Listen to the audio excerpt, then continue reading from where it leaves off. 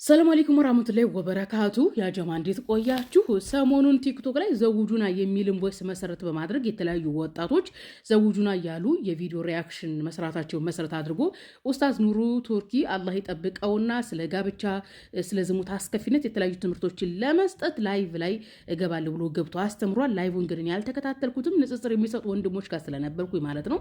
ነገር ግን ላይቭን ቁጭ ብለው የተከታተሉ የወንድ ፌሚኒስቶችና የሴት ፌሚኒስቶች ቁጭራ ጸጉራቸውን ሲሰነጥቁ በተለያዩ ሶሻል ሚዲያ በተለይም ፌስቡክ ላይ ታዝብ ያለሁኝ።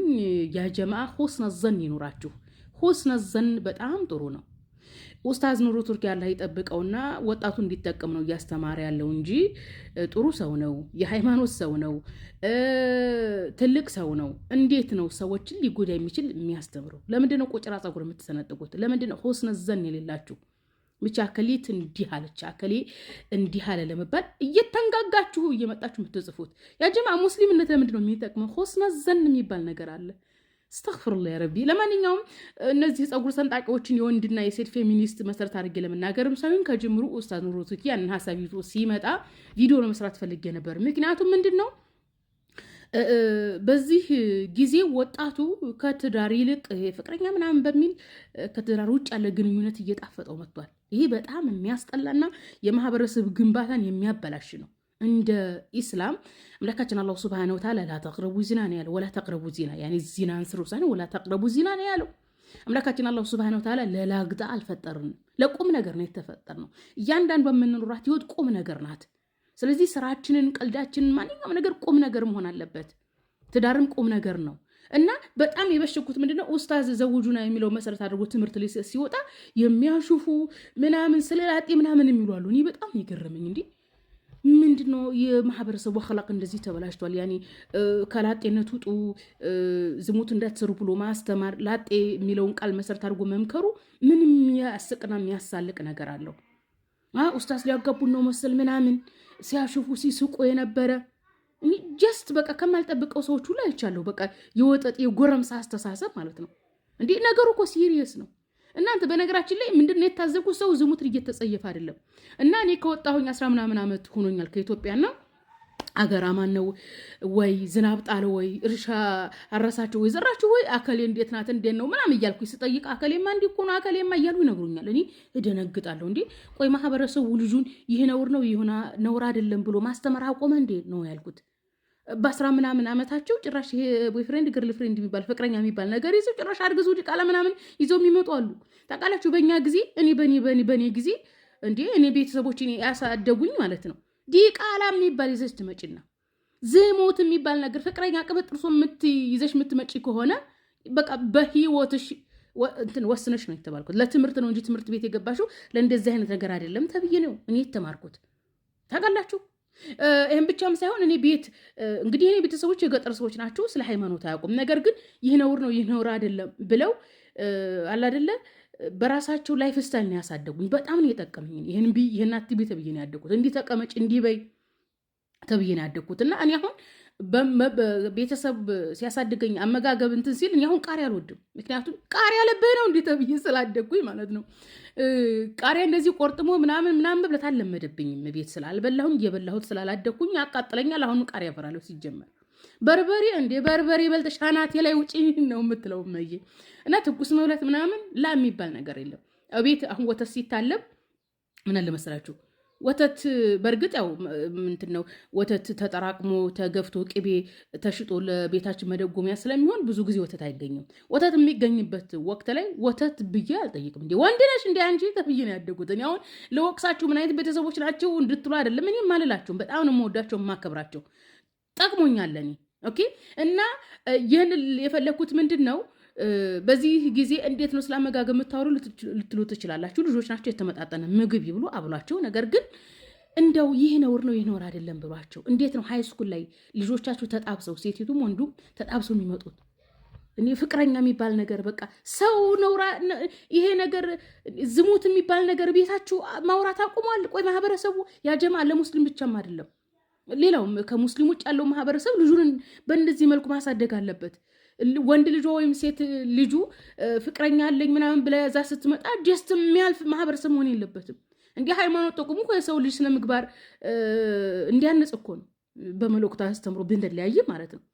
እና በቀልድ የሚታይ ነገር አይደለም። ከተማ ነው ወይ ሶሻል ሚዲያ ላይ ብቻም ሳይሆን በዞን በወረዳ በቀበሌ ደረጃ ስትሄዱ ለዳዋ ስትወጡ ልጆቻችሁን ይሄ ነውር ነው ይሄ ነውር አይደለም ብላችሁ አስተምሩ።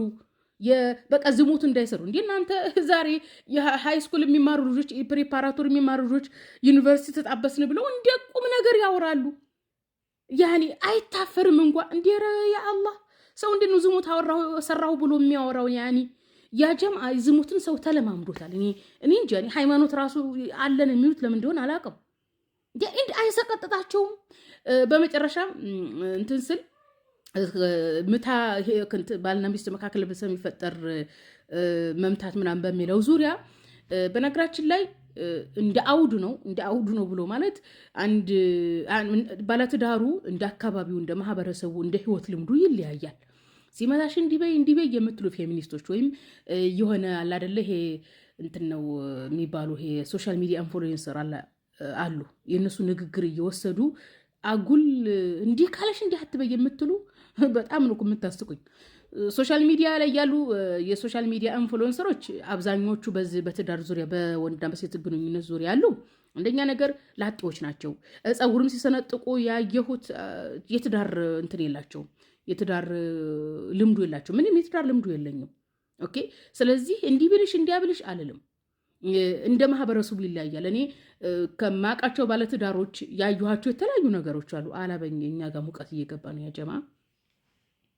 ቪዲዮ እያስረዘምኩኝ ነው። አንድ ምሳሌ ልጥቀስላችሁ። እናትና አባቴ ተጋብተው ሲኖሩ አንድ ጊዜ አባቴ እናቴን መታት። የመታት አመታት በጣም መጥፎ ነው። ይሄ ባትሪ ታውቃለች፣ የገጠር ባትሪ ድንጋይ ውስጡ አለ። ባትሪው ቀፎ ድንጋይ አለ ውስጡ። በዛ መቷት እናቴ ኮብላ ሄደች። ደምቷ ሁሉ እንደውም ተሰፍቶ ነው ጆሮዋ ተቀዶ ሄዳነችው። እና ትዝ ብሎ ትልቅ ከሆንኩ በኋላ እንግዲህ ሞታለች እናቴ ያለ ይዘንላት። ትልቅ ከሆንኩ በኋላ ትዝ ብሎኝ አልቅሻለሁኝ። ያኔ የመታት ማለት ነው። እናቴ ኮብላ ሄደች። ሰው አምጥቶ አስታረቃቸው። ኦኬ። አባቴ እናቴን ከመታት በኋላ ፍለጋ ጀመረ። ተሸምግሎ ግን ገባች፣ መልሳ ገባች። ተግባብተናል። አንዳንድ ጊዜ ባሎች ሚስት ስታጠፋ ነው የሚመቱት። ከመቱም በኋላ ሚስታቸውን ይፈልጋሉ። ደግሞም ልጆች ራሱ ማለት ነው እናታቸው በተደጋጋሚ ማትደበደብ ከሆነ አልፎ አልፎ በሚፈጠር ግጭት ፍቺ ባይኖር ደስ ይላቸዋል። አሁን እናቴ በዛን ሰዓት ተመታ። ፋዘር ከሌላ ወለደው ልጅ ነበር፣ ሲስተር ነበረች፣ ልጆች ነን እና እናቴ ከቤት ስትሄድ በቃ ድንግርግር አለ። ልጆች ነን። ተመልሳ እንድትመጣ እንናፍቅ ነበረ። አባታችን እናታችን መምታቱን ሳይሆን የሚታየን እቤት ማንም የለም፣ እናታችን የለችም፣ እንድትመጣ ነው። እና እንዲህ በጥፊ መታሽ ማለት ሰድበሽ ማለት ምናምን የምትሉ ቤት ያለችዋ ሴትዮ ናት የምትወስነው። ሰውየውና ሴቲቱ ናት የምትወስነው። ያኔ እኔ ግርም ነው የሚለኝ። ብዙ አይነት የትዳር እንትኖችን አይቻለሁኝ። ኦኬ። ደግሞም አንዳንድ ሰዎች ሲናደዱ ሚስቶቻቸውን ላለማምታት ዕቃ የሚሰብሩ አሉ። አንድ ዕቃ የሚሰብር ሰው አውቃለሁ፣ ሚስቱ ላለማምታት ሲናደድ ማለት ነው። ያኔ ብዙ አይነት ነገሮች አሉ። አንዳንድ ሴቶችም በትንሽ ነገር እኔ እንጃ በቃ ምን ልበላችሁ፣ ሰዎቹ እንደ ህይወታቸው ልምድ ይለያያል። እንዲህ ካደረገሽ እንዴት አደረገሽ አይባልም። በእርግጥ እንዴት አደረገሽ ስለተባለ እያንዳንዱ ሴት ተነስታ ትዳሯን ታፈርሳለች ማለት አይደለም። የራሷን ህይወት ራሷ ናት የምታውቀው። ነገር ግን አንዳንድ ቡልሃዎች አሉ ሶሻል ሚዲያ ላይ እንደወረደ የሰሙትን ወስደው ለመተግበር እንዴት ትመታኛለህ ምናምን ብለው ጸብ የሚያጭሩ።